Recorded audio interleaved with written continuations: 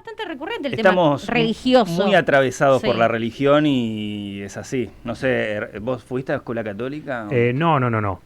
Fui, hice ¿Cómo catequesis. es tu relación con la religión, Hernán? Qué pregunta. No, hice la comunión, Todo. la confirmación, Bien. estoy bautizado. Ujú. Hace muchos años que ya no profeso Bien. la religión, pero una cuestión personal. Sí. A mí me atraviesa mucho desde lo artístico la Ajá. religión. Encanta. De hecho, lo he estudiado porque mi director favorito, acá Belu lo sabe muy bien, que bueno, de hecho lo tengo tatuado en el cuerpo, Pier Paolo Pasolini, también él se sentía muy tocado por los textos bíblicos. De hecho, él dirigió el Evangelio según San Mateo en los años 60, Sí. que es considerada como la película por el mismo Vaticano, Wow. que en su momento Mirá. insistió que lo llevaran preso a Pasolini.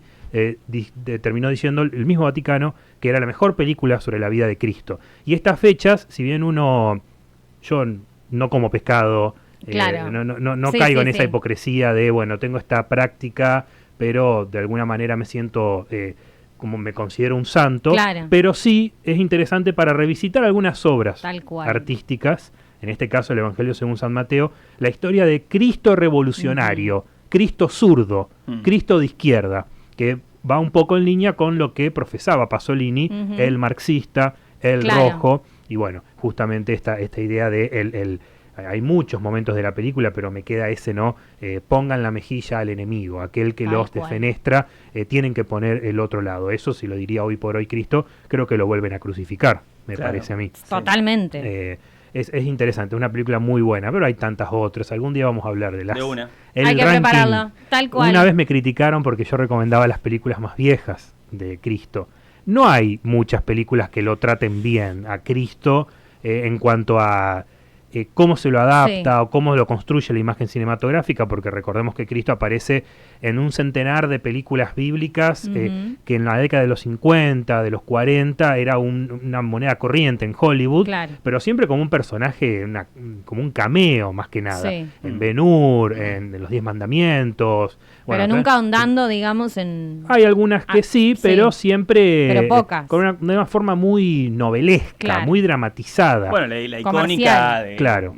Mel Gibson, la de Mel Gibson es una la de que dirigió la no sé si Pasión de las de más Cristo. contemporáneas, pero yo la considero contemporánea Sí. porque Sí. no me quiero considerar tan viejo. Sí, no, las Pero más Yo creo que cercanas. más Claro. yo coincido plenamente. Es más, me acuerdo que Claro. cuando salió esa peli todos estaban, ¿fuiste al cine? Sí, ¿lloraste? Como diciendo, como Sí. tenía Claro. que suceder, Claro. porque claro, ¿qué es lo que muestra? Es esto que vive ahora, en esta época, donde es su último tiempo y donde lo terminan arruinando a Claro. Cristo. Y es bastante fuerte. Obviamente no deja de ser un Cristo occidental, Claro. digamos, la figura del mismo.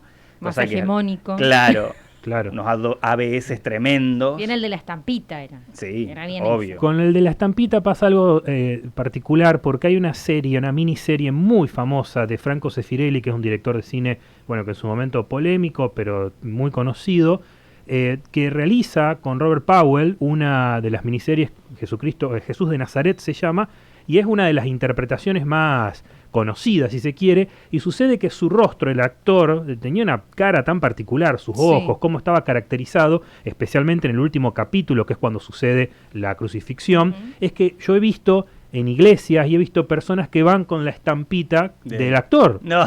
como si fuese la imagen, y eso de niño no entendía quizás, uno Claro. después de grande entiende que este es el actor, unos ojos celestes, Claro. bien saltones. Son diferentes formas de dirigir, creo yo, Ujú. porque pensaba recién en esto de Mel Gibson y el impacto de la imagen de la violencia, algo que hoy por hoy yo creo que no nos interpela tanto, tanto en porque ese estamos momento era, acostumbrados, claro. vemos hoy por hoy en Twitter y en los noticieros, Sí. vemos cosas mucho más Sí, sí, truculentas a diario, Mira, pero ahí estamos viendo la imagen. el detalle, claro, bueno, ese es, En YouTube. no es la imagen, hay una imagen muy particular que es cuando ella sus últimos momentos, que él está como mirando justamente al cielo, y bueno, esa es la Y eso imagen que he lo visto reprodujeron en de alguna estampita. manera Claro. como si fuera la imagen de Jesucristo. Exactamente. Y es un actor, chicos. Ese es el actor Robert Powell, que era un actor británico muy reconocido en su momento, de culto, podríamos decir. Pero pensaba en esto del impacto, del cómo reflejan la violencia. Mel Gibson decide, creo yo, mostrar eso, Yo creo que sí. mostrar esa cuestión dramática. En el caso de Pasolini, que es un tipo que estudió los textos bíblicos, él los considera los textos poéticos más importantes de la historia de la humanidad, no así desde un punto de vista arcaico, de que quien no los cumple o que son ordenanzas que si no los cumplís tenés que ir directo al infierno, sino que él lo ve como obras poéticas y en un obras momento, literarias. claro, obras literarias, y él las adapta de esa manera, y yo creo que impacta más en su película, El Evangelio según San Mateo. Además es la adaptación del Evangelio de Mateo, Sí. que según algunos estudiosos es como el más completo o el más fehaciente de lo que podría haber ocurrido. Lo que impacta, por ejemplo, es que es un recurso netamente del neorrealismo italiano, porque la película se construye en clave del neorrealismo, es el impacto en los rostros. Claro. La imagen de la madre de María, que está interpretado por la madre de Pasolini en la película, ahí está todo. Cuando ella ve a su hijo crucificado, en una especie de ritual, de porquería, de sexo, Sí. de una cosa muy, se me escapan las palabras, no lo puedo describir. Lo que hizo Mel Gibson ya es ir más al meollo de la cuestión, y Sí. todo sangre, piel despedazándose, son diferentes tipos de dirección. Yo creo que hay una lectura de Mel Gibson muy distinta a otros directores, que bueno, ha sido Sí, una polémica búsqueda, también. una búsqueda Sí. distinta, como decís, una búsqueda Sí. de qué mostramos de una misma Exacto, historia, digamos. Y estoy pensando que para quizás más adelante una columna interesante sería esto, los directores y sus miradas, y quizás en películas que pueden Incluso ser respecto a mismos hechos, digamos. claro, los mismos hechos. Qué Uy, cantidad de tenemos cosas. para- Sí. Tantas. Bueno, Hernán, tenés que venir Bien. todas las semanas, básicamente. Cuando quieran, porque por favor. lo que nos atañe el día de hoy tiene que ver con lo que charlábamos ya la semana pasada. Así este es. informe que llevabas adelante. Hoy tenemos la segunda parte del Sí. informe que hemos bautizado Voces sobre el Inca. Ujú. Al principio de esto quiero hacer un par de aclaraciones. Sí. Primero, más que nada agradecer a todo el equipo, a la producción de Silencio que Ruido, por haberme permitido este espacio, poder compartir este laburo periodístico que hicimos desde la redacción de Sol Es un Play. lujo para nosotros, Y además realmente. con gran ayuda de Cineclub Santa Fe, Marilyn Pérez, que me dio una gran mano para poder conseguir toda esta información, los contactos. Esto la verdad que se valora un montón, especialmente en estos tiempos donde no es común quizás dedicarle tanto tiempo al Tal aire cual. a este tipo de voces o de contenidos o de preocupaciones. En segundo lugar, y esto es una suerte de fe de ratas que me faltó mencionar la semana pasada, Sí. que lo estuvimos dialogando con algunos de los invitados que escucharon la nota y que salieron muy contentos, quisiera aclarar que las voces que hemos escuchado la semana pasada y que vamos a escuchar a continuación son personas que de alguna manera se ven atravesadas por la industria cinematográfica, por este sector cultural, pero que no necesariamente trabajan para el Inca. No son Bien. trabajadores que cobren un sueldo por el Inca, pero me parecía importante, primero, aclararlo y segundo, traer a colación sus opiniones, porque son personas que han trabajado en vinculación con este Instituto Nacional de Cine y Artes Audiovisuales y que hoy por hoy está en riesgo. Ustedes saben, y lo hablábamos la semana pasada, el instituto tiene muchas patas, tiene muchos sectores, interpela a un montón de sectores, no solamente el de la producción, Sí. también está la exhibición, la divulgación, que es fundamental, que es donde yo creo que ha fallado mucho, especialmente la gestión anterior, que es del cineasta Puenzo, es una que ahora vamos a escuchar un poco, una gestión tristemente mala, vamos a Sí. decir, que no fue lo que podría haber sido. Pero esta aclaración, ¿no? Que los que estamos escuchando las voces, la semana pasada escuchamos a Alejandro Samaritano, presidente de Cineclub Núcleo, Mauricio Dayub, actor, director teatral, a Rubén Plataneo, director, camarógrafo, y a Betania Capato, directora de cine, nacida aquí en la ciudad de Santa Fe, en Colastine, que se encuentra muy pronto a estrenar su nueva película, que estamos esperándola con ansias. Claro, Pero ninguno depende directamente del Inca, eso es lo que vos exacto. querés No, que no destacar. no son empleados del Inca, Bien. quiero aclarar. Por supuesto que Eh, necesitan trabajar en algún momento,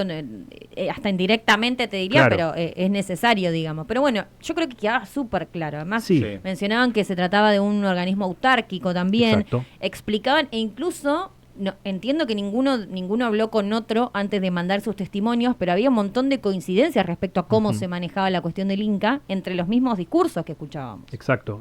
Hasta cierto punto yo me da un poco de miedo el decir el exceso de información, hasta qué punto no genera desinformación. Porque mucha gente escucha tantas voces opinando de lo mismo y diciendo cosas tan distintas también, que hasta qué punto no, yo no creo, prefiero no escuchar. No, pero bueno, lo importante, la aclaración está hecha, Bien. no son empleados netamente del Inca, pero se ven atravesados como Por supuesto. todo trabajador de la cultura que alguna vez haya, de alguna manera, digamos, recibido, ya sea recibir un dinero o tener un trabajo gracias al Inca que le da un beneficio o lo que sea, o el hecho mismo que lo mencionábamos la semana pasada, una obra que quizás no llegaría de otra forma a las salas pequeñas del resto del país, que me parece fundamental. Así que vamos a escuchar a continuación la segunda parte de este informe, que es más corto que el de la semana pasada. Tuvimos que hacer una pequeña reducción por tiempos más que nada.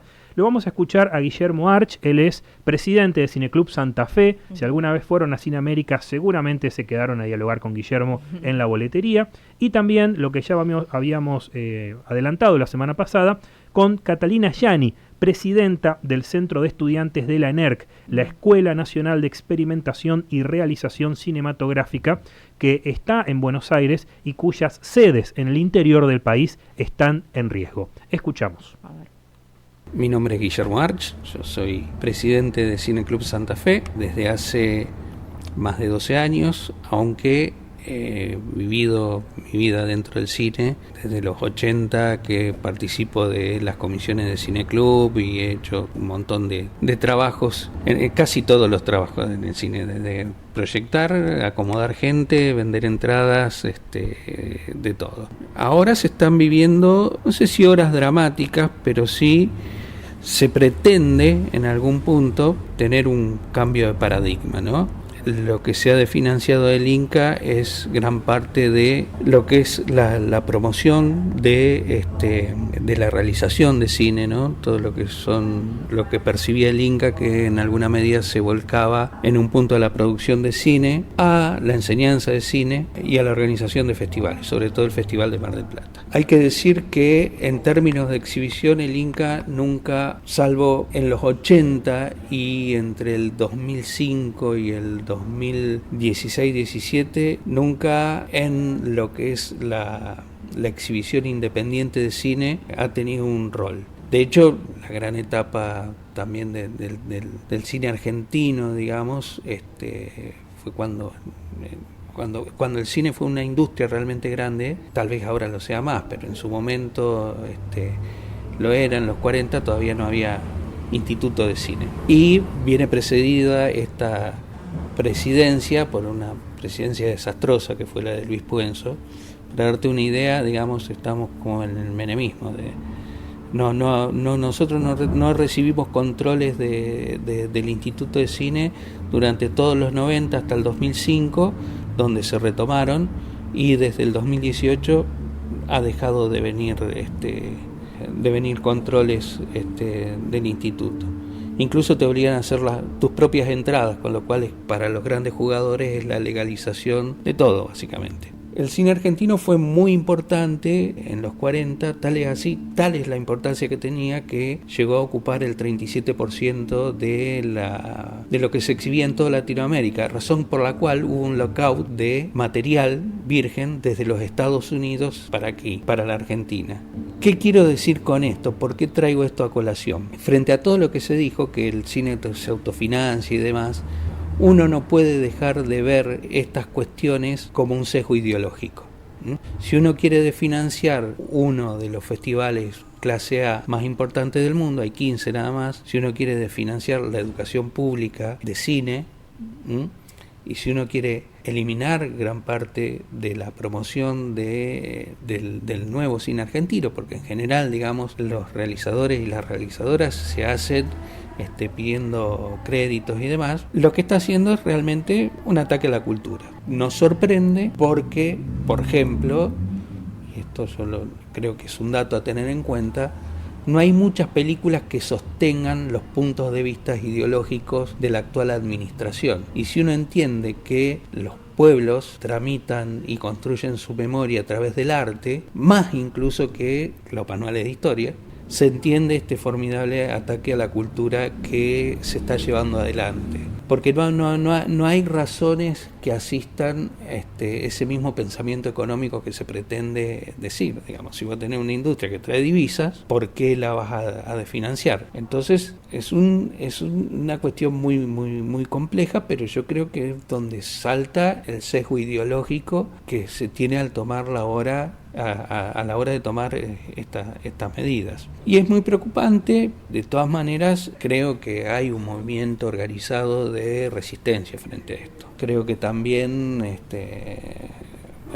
se puede producir de un montón de maneras, va a significar un golpe tremendo, pero justamente de esos golpes está hecho el cine argentino. No olvidemos que lo que se llamó el nuevo cine argentino, que fue la generación que surge a finales de los 90 como una renovación muy fuerte del cine de la postdictadura, para decirlo, vos fíjate que todo el tiempo que tuvo que pasar, ¿no? Y que realmente fue no sé si un movimiento estructurado, pero sí había algo que vibraba en los directores y directoras, pero también en la función crítica. Había una inteligencia con Z que estaba operando en ese lugar, y eso surge en medio de una crisis fenomenal, ¿no? Entonces, por ahí se dice muy livianamente que en los momentos de crisis el arte florece de alguna manera. Hay que ver en qué punto florece. Yo creo que florece justamente en términos de lo que te decía, de tramitar los problemas del presente y la propia memoria. Con lo cual yo creo que va a haber un ámbito de resistencia importante, digamos, a la medida que se están tomando. Que yo creo que son medidas contra la cultura. Son las bibliotecas populares, son el Instituto de Música, el Instituto de Teatro, muchos. Nosotros en Cine Club tenemos una vasta experiencia en eso. En esta institución, gran parte de su prestigio lo gana en sus momentos postdictatoriales, donde se reconoce de alguna manera el haber tenido la sala abierta, el haber eludido. En ese momento era la censura. Y bueno, también, digamos, durante los 90 se vivieron épocas muy duras, se resistió un montón de transformaciones en las formas de visionado del cine y en las crisis económicas, y esperemos que esto sea una página más en esa historia,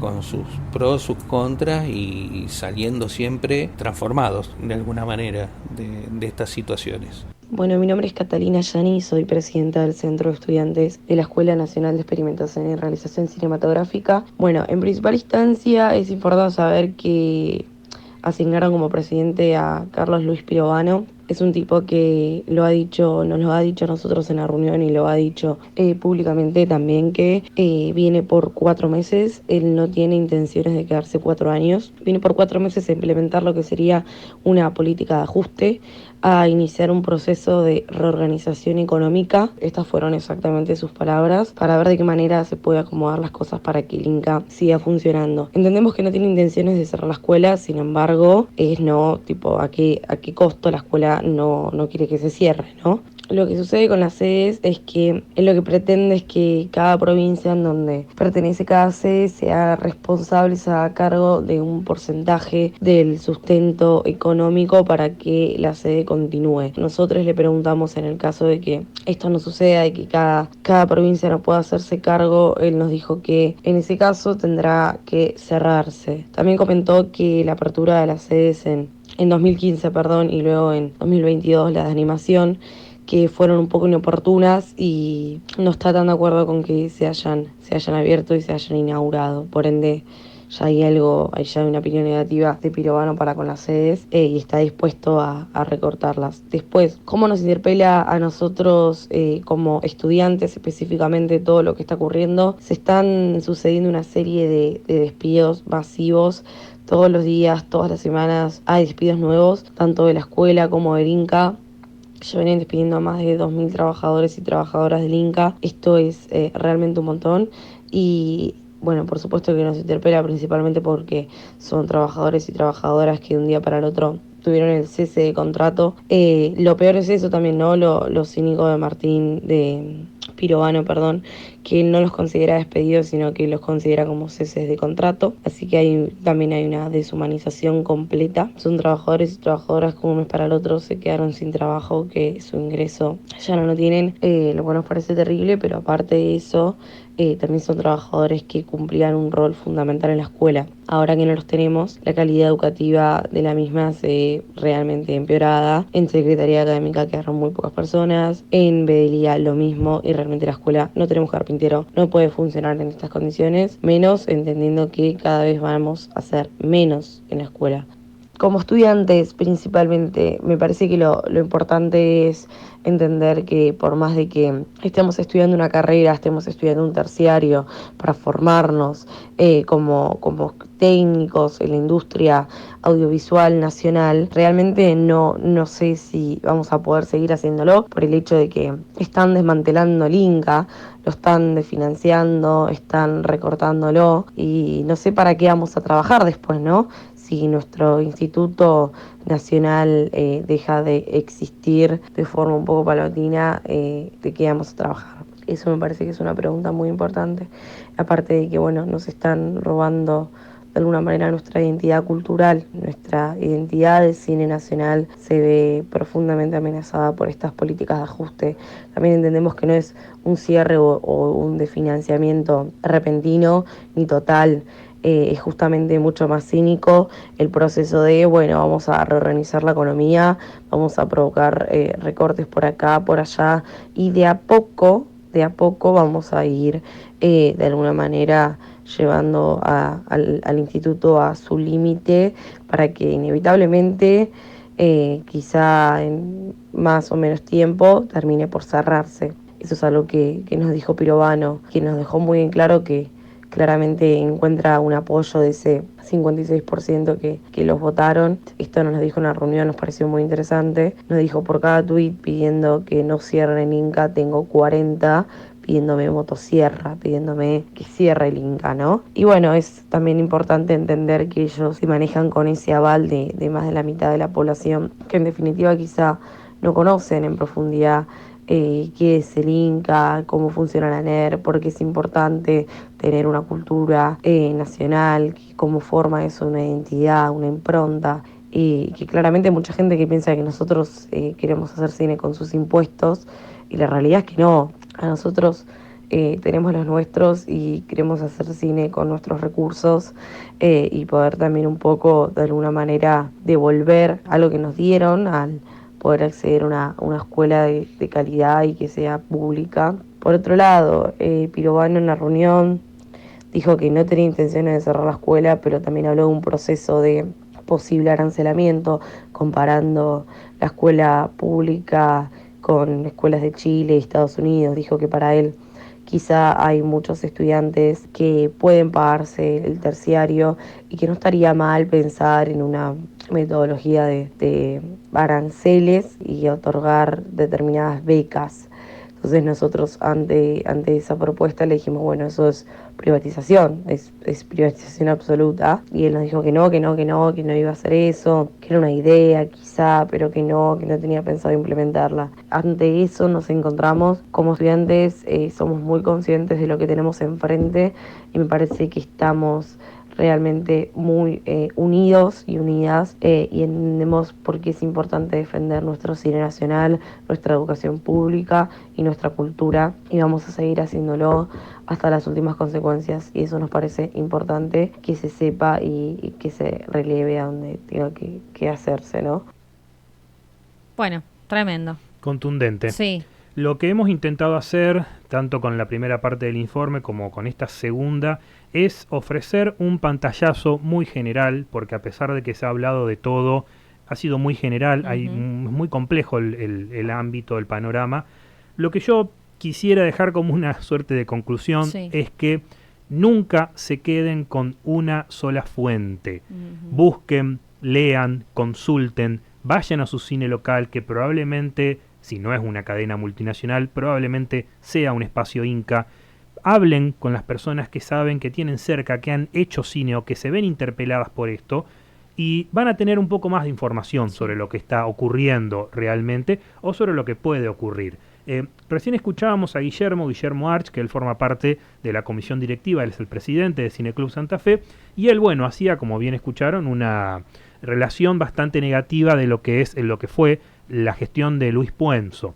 De alguna manera, el hecho de que el Instituto de Cine no haya hecho controles durante tantos años, que los haya realizado o reactivado hace tan poco, da cuenta de un instituto que quizás tenía más de una falla, tenía situaciones que no estaban funcionando bien, pero repetimos lo que dijimos la semana pasada.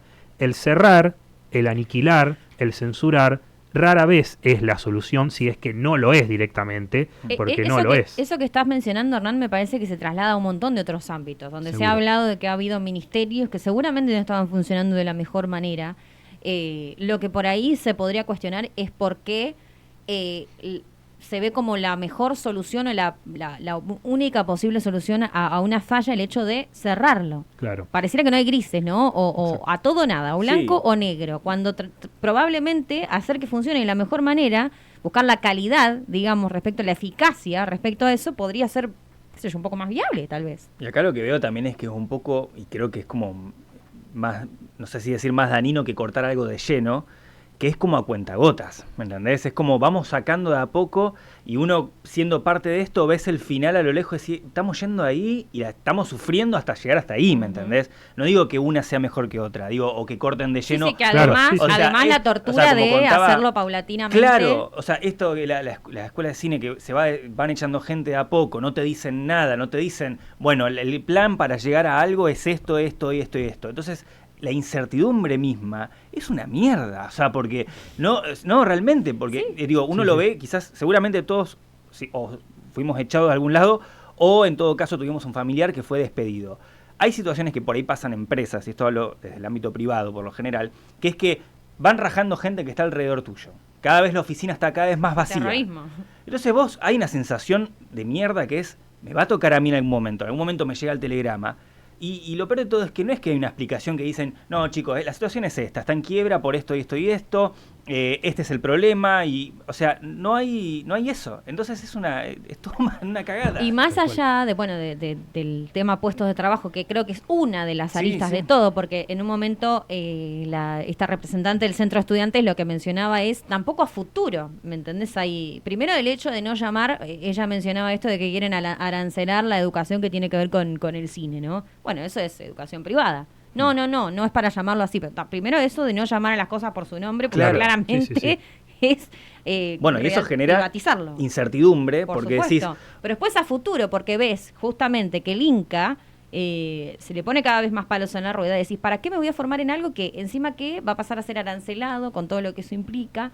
En el futuro ni siquiera sé si voy a poder trabar de esto. claro, Eso me tengo parece que ir- muy fuerte. O me Eso tengo que ir dice. para, Fuerte. o sea, esto es la famosa fuga de cerebros también que pasa, digo, Claro. en muchos ámbitos, decir, bueno, ok, quiero ser director, actor, lo que sea, bueno, cualquier cosa relacionada con esto, me conviene hacerlo afuera, donde se valora desde el ámbito público / privado, a diferencia de acá. Y después digamos. algo que decía Guillermo que me resonó tremendamente, ¿viste? Cuando vos tenés una idea de algo, yo por ejemplo que no soy del palo del cine, pero ¿viste cuando no terminás de cerrar una idea y viene alguien y pone las palabras justas, Sí. alguien que sabe del tema, lógicamente, y él mencionaba esto de el cine es memoria, incluso mucho más que los libros de historia, lo decía en un momento, Sí. y yo me iba a pensar, no sé, cuando estudiábamos, por ejemplo, historia en Ujú. locución, la misma profesora de historia nos decía, vean estos documentales, Claro. vean estas películas que probablemente les... Y es cierto. Totalmente. Desde el espacio ese hasta lúdico, te diría, o de distracción que te genera una película, la cantidad de cosas, y además, y esto es una opinión personal, creo que lamentablemente, de los momentos más oscuros de la historia de nuestro país, surgieron grandes joyas en lo cultural, en la música, en el cine, se me ocurre. Entonces, no es muy descabellado pensar, digo, ¿de dónde viene tanta hazaña con la cultura Claro. entonces? Bueno, Guillermo creo que lo dice en un momento, esto de la cuestión netamente ideológica. Sí. Porque no hay películas, o no ha habido en los últimos años, películas producidas por el Inca que representen la ideología o la forma de pensar que quiere instaurar ahora el gobierno de turno. Ujú. O sea, la verdad, de este concepto de la posverdad que hablábamos la semana pasada, no hay películas que representen eso. Y yo creo que eso es de donde se agarran para, de alguna manera, poder decir que eso es lo que está mal. Ujú. Que son todos zurdos, que son todas personas que están robando impuestos para hacer películas que no las ve nadie. Todo desde una base de desinformación, falta de argumentos. La pregunta que se hace, Catalina, ¿de qué vamos a trabajar? ¿Para qué seguir estudiando? ¿De qué vamos a trabajar cuando terminemos la carrera? Me parece de terror. Ujú. Sí, es fuerte. Es muy fuerte que encima estamos hablando de una de las instituciones de mayor prestigio de Latinoamérica en cuanto a cine. O sea, han formado creo que la semana pasada también escuchábamos algunas de las voces invitadas, hablaban de la ENERC y de los técnicos que allí se recibieron. Incluso hace poco pensemos en la Sociedad de la Nieve, que tiene más de 30 técnicos argentinos, entre actores, algunos técnicos también. Muchos de ellos estudiaron, fueron recibidos de la ENERC. Bueno, ¿cómo puede ser que esas personas o los que están estudiando en esta etapa ahora tengan esta duda de qué voy a hacer cuando me reciba? ¿Me podré recibir? Que bueno, también es algo que está sucediendo en toda la educación pública en el día de hoy, ¿no? En este contexto.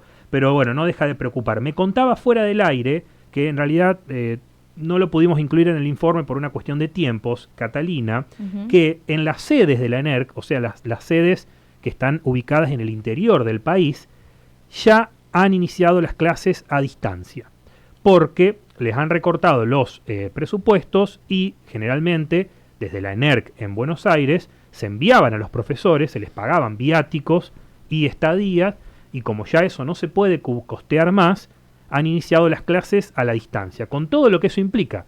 Porque vos dirás, bueno, es una clase teórica, quizás la podemos dar a la distancia. Sí. Pero una clase práctica, pensemos en una clase de animación, de experimentación audiovisual, no la podés dar a la distancia. Entonces ya estamos hablando... Necesitas un lugar donde poder congregarse para hacerlo. Exacto, ya estamos hablando de que hay estudiantes que están quedándose sin su estudio. Sin ninguna clase de posicionamiento de decir, bueno, este es el argumento que doy, esto es lo que hago. Hablan de Pirovano, que es el actual director del Inca, como un contador, un tipo que fue a organizar, entre comillas, los números, que está dispuesto a todo. Hablan de la deshumanización, de esto de decir, no son despidos, son contratos que se cesantean, lo cual es también tremendo, porque es no reconocer de alguna manera que están despidiendo gente, o sea, le restan importancia, y no voy a hacer el paralelismo, pero hay algo muy, muy siniestro con ese igual de siniestro discurso que en su momento dio Videla, ¿no?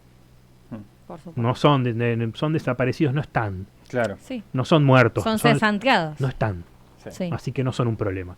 Tremendo. O sea, es muy fuerte, esto lo hago por quizás más desde lo dramático, pero para que se entienda a lo que apuntamos. Es un discurso que ya hemos visto, pero como de esta manera, llevado de esta forma, yo creo que es algo inédito. Pero bueno, interesante tanto lo que plantea Guillermo como lo que plantea Catalina, es que hay una organización, están organizados tanto los estudiantes como los trabajadores. Hace semanas atrás hubo una concentración frente al Inca, frente al Gaumont. Ustedes recordarán que hubo represión, reprimir una concentración pacífica que estaban simplemente dialogando, no tiene ninguna clase de razón de ser. Repito, esto era simplemente, no tan simplemente, pero para traer a colación muchos puntos de vista. Hay muchos más, no lo hemos podido hacer mucho más extenso porque realmente tenemos que dedicarle programas enteros. Por supuesto. Si les interesa este tema, pueden buscar los dos informes, van a estar en la página de Sol Play, también en el canal de YouTube.